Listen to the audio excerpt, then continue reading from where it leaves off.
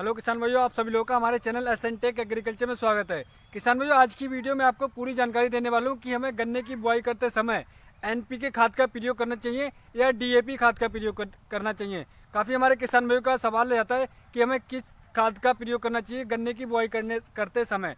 तो किसान भाई, इस वीडियो में आपको पूरी जानकारी दूंगा कि आपको कौन सी सही खाद है जिसका आप प्रयोग करके गन्ने में रिकॉर्ड पैदावार ले सकते हैं। तो इस वीडियो को किसान भाई लास्ट तक देखिएगा, तभी आपको पूरी जानकारी मिल पाएगी और इसकी क्या सही मात्रा है वो भी मैं बताऊंगा इस वीडियो में। तो जो हमारे किसान भाई हमारे चैनल पर नए हैं, सबसे पहले हमारे चैनल को सब्सक्राइब कर लें और हमारे वीडियो को ज़्यादा से ज़्यादा शेयर करें, जिससे जो हमारी बातें, हमारा खुद का एक्सपीरियंस है, सभी किसान भाई तक पहुँच सके और वो ज़्यादा से ज़्यादा लाभ ले सकें।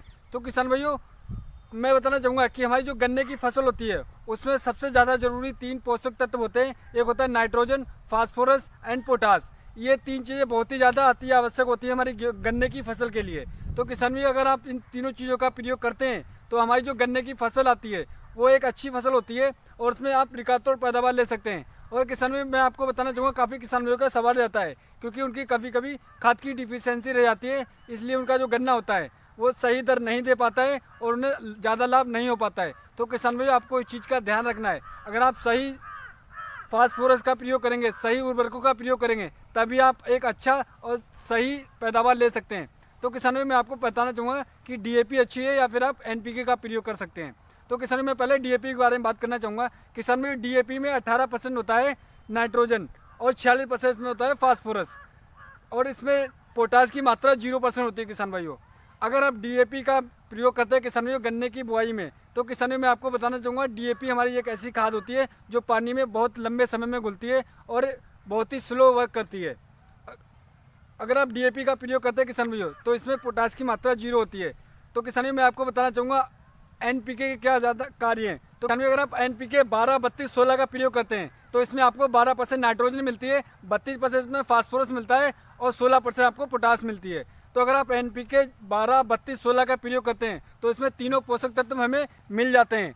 इससे होता है किसान भैया, हमारी जो टेलरिंग होती है, गन्ने की जो किलियाँ निकलती हैं वो बहुत ही अच्छी निकलेगी, क्योंकि उसमें खाद की डिफिशियंसी नहीं रहेगी। अगर आप डीएपी का प्रयोग करते हैं तो किसान भाइयों, तो डीएपी में पोटास नहीं होता है। किसान भाई, हमारी गन्ने की फसल, उसमें पोटास की बहुत ही ज़्यादा आवश्यक होती है, क्योंकि बहुत ही ज़्यादा आवश्यक तत्व है पोटास। अगर पोटास की डिफिशियंसी रह जाती है तो किसान भाइयों, आपकी जो गन्ने की फसल है उसमें अच्छी से टेलरिंग नहीं होगी और आपका गन्ना अच्छा बढ़वार नहीं कर पाएगा।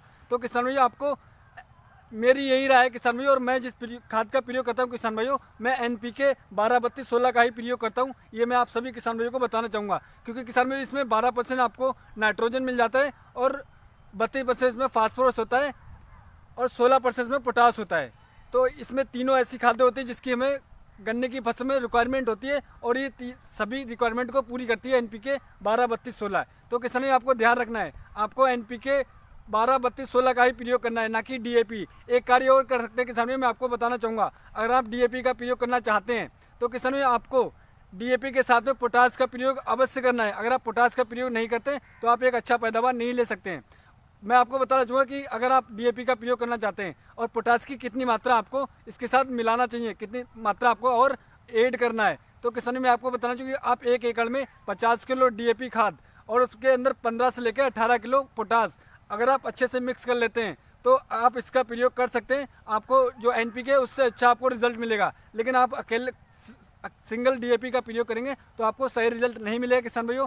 तो किसान भाइयों, आपको अगर प्रयोग करना है डीएपी का तो आप पोटास को मिलाने के बाद ही प्रयोग करें।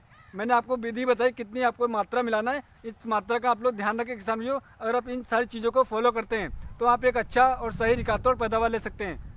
आशा करते हैं किसान भाइयों, आपको हमारी दी हुई जानकारी अच्छी लगी होगी। अगर हमारी वीडियो आपको अच्छी लगी किसान भाइयों, तो आप हमारे चैनल को सब्सक्राइब करिएगा और हमारे वीडियो को ज़्यादा से ज़्यादा शेयर करिएगा। किसान भाइयों, गन्ने के रिलेटेड अगर आपका कोई सवाल है या आपका कोई डाउट आप पूछना चाहते हैं, आप हमें कमेंट करके पूछ सकते हैं। आप हमारे फेसबुक पेज पे पूछ सकते हैं, आप हमारे इंस्टाग्राम पेज पे पूछ सकते हैं। मैं आपका जो सवाल है उसको तुरंत ही जवाब देने की कोशिश करूँगा। और अगर आपका कोई सजेशन आप देना चाहते हैं, उस सजेशन को भी आप दे सकते हैं। तो आशा करते हैं हमारी दी जानकारी आपको अच्छी लगी होगी।